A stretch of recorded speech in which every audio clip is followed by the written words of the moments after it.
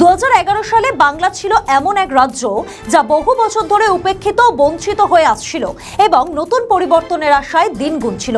ঠিক সেই সময় মাননীয়া মমতা বন্দ্যোপাধ্যায় দৃঢ় প্রতিজ্ঞা করেছিলেন প্রতিটি মানুষের মর্যাদা ফিরিয়ে আনবেন, নতুন করে গড়ে তুলবেন বাংলার শক্তি এবং খুলে দেবেন সকলের জন্য সুযোগের নতুন দ্বার।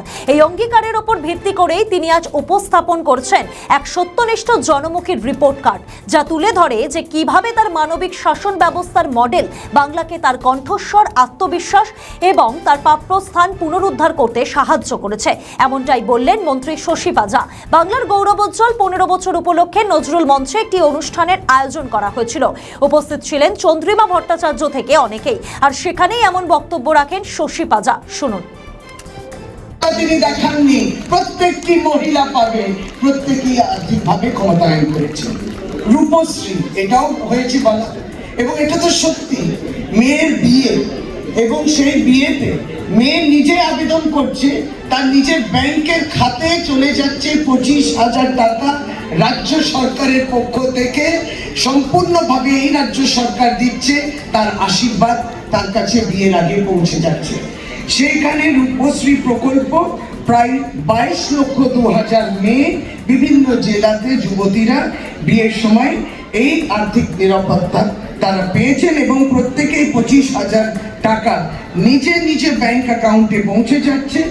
এইটাতে প্রায় 5,558.46 কোটি টাকা ব্যয় করেছে সম্পূর্ণভাবে রাজ্য সরকার, পশ্চিমবঙ্গ সরকার, মমতা বন্দ্যোপাধ্যায়ের সরকার।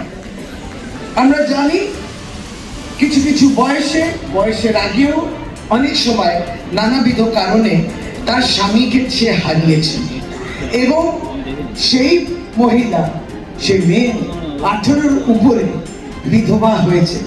আমরা সত্যি সমব্যথী থাকি, কিন্তু আমাদের তার পাশে থাকার জন্য রাজ্য সরকার যখন একটা বার্তা দেয়, বিধবা ভাতা এই প্রকল্প, যেটা প্রায় আমাদের মহিলারা যারা রয়েছে 20.57 লক্ষ মহিলারা ইতিমধ্যে এই সাহায্য, পাশে থাকার বার্তা রাজ্য সরকার থেকে পাচ্ছেন।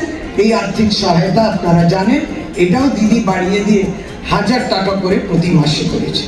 এটাও সত্য যে যারা এই ভাতাটাও পাচ্ছেন তারা কিন্তু আমাদের লক্ষ্মী ভান্ডারেও রয়েছে।